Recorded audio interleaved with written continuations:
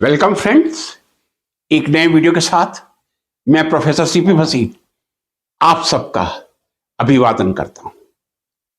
Friends, एक बहुत पुरानी कहावत है, पैसा खुदा नहीं तो खुदा से कम भी नहीं। बात सही है। पैसे की आज के भौतिक युग में एक अत्यधिक आवश्यकता हर व्यक्ति द्वारा महसूस की जाती है। लेकिन क्या पैसा अपना या दूसरों का? ये एक लाइन अपने आप में हमें बहुत सचेत करती है। पैसा अपना या दूसरों का? नैतिकता, एथिक्स यही कहती है कि जो हमारा कमाया हुआ पैसा है उसी पर हमारा अधिकार है। और हमारे देश के सामने अनेक ऐसे उदाहरण हैं जिन्होंने अपने अथाक परिश्रम से इस देश में एक बहुत ही रेप्यूटेड एंटरप्रेन्योर, बिजनेसमैन के उदाहरण जनता के सामने पेश किए हों। चाहे वो बिरला परिवार हो, टाटा परिवार हो या बजाज परिवार हो, जिन्होंने अपनी पूरी तन्मयता से, अपने पूरे धन से बिजनेस का विस्तार करते हुए बिजनेस को, व्यापार को नई ऊंचाइयों तक पहुंचाया है।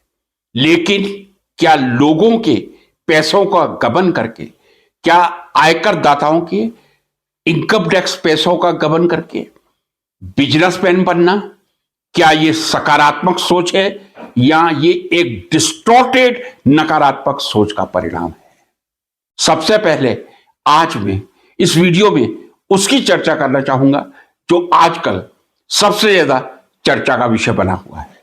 जी हां, आईआईटी में एंट्रेंस एग्जाम के लिए कोचिंग लेना विद्यार्थियों की एक मजबूरी है। मैं मजबूरी कह रहा हूं, बिना कोचिंग के मैं समझता हूं 1000 में से एक ऐसा विद्यार्थी होता होगा जो आईआईटी जेईई मेन एग्जाम को पास करके अच्छे अंकों के साथ किसी अच्छी आईआईटी में प्रवेश लेने में समर्थ होगा। 0.01% के अलावा बाकी सभी विद्यार्थियों को कोचिंग की आवश्यकता होती है। इन्हीं कोचिंग संस्थानों में से एक है फिटजी। फिटजी का पूरा मतलब पहले मैं पूरा इसको बता दूं। FIIT-JEE, forum for Indian Institute of Technology joint entrance examination. JEE हम सबको मालूम है जॉइंट एंट्रेंस एग्जामिनेशन है। और फिटजी का मतलब, ब्रीफ में FIITJEE that is acronym, full form is forum for Indian Institute of Technology joint entrance examination. 1992 में इसकी स्थापना डीके गोयल द्वारा की गई थी। डीके गोयल इसके डायरेक्टर हैं। और अभी 250 करोड़ के गबन का आरोप फिटजी पर लगा हुआ है। दिखने में 250 करोड़ रुपया बहुत बड़ा नहीं होता, क्योंकि हमारे देश में कई ऐसे क्रोकोडाइल्स हैं जो इससे 100 गुना राशि लेकर इस देश से प्रस्थान कर चुके हैं। लेकिन फिटजी का मामला अप्रैल में उस समय सामने आया जब 24 अप्रैल को प्रातःकाल 5 बजे mister DK Goyal, director FIITJEE के घर पर दिल्ली में उनके एक बहुत ही आलीशान बंगले में ईडी के अफसरों द्वारा प्रवेश किया गया था। जी हां, चूंकि आजकल आईआईटी एंट्रेंस के एग्जाम के नाम पर 6 से ही तैयारी शुरू करवा दी जाती है। मैं इसके बिल्कुल पक्ष में नहीं हूं, लेकिन मेरा पक्ष अभी मायने नहीं रखता। अभी जो मैं बात कर रहा हूं वही करना चाहूंगा। 2028-29 तक 15,000 विद्यार्थियों से 250 करोड़ रुपए वसूल लिए गए थे और उसके बाद फिटजी की सभी शाखाएं बंद हो गई थी। आप सोचिए, 15,000 विद्यार्थियों के 250 करोड़ रुपए।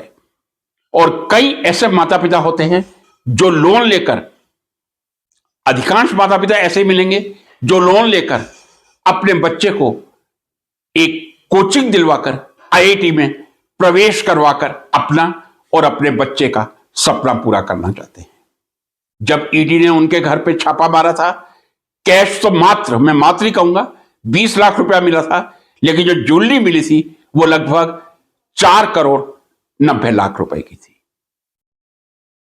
पैसा लेकर अचानक किसी कोचिंग इंस्टीट्यूट का बंद हो जाना, शिक्षकों को तनख्वाह नहीं मिली थी और फिटजी को बंद कर दिया गया था। ये एक बहुत छोटा सा नमूना है, क्योंकि 250 करोड़ रुपए विभिन्न अभिभावकों के एक परिवार ने पचाकर इंस्टीट्यूट को बंद कर दिया गया था। सुना यह है कि दिल्ली में गुड़गांव का एक फिटजी का सेंटर खुल गया है और शायद वहां क्लासेस शुरू हो गई हों, लेकिन देश के अधिकांश फिटजी सेंटर अभी भी स्टूडेंट्स और टीचर के विरोध का सामना कर रहे हैं।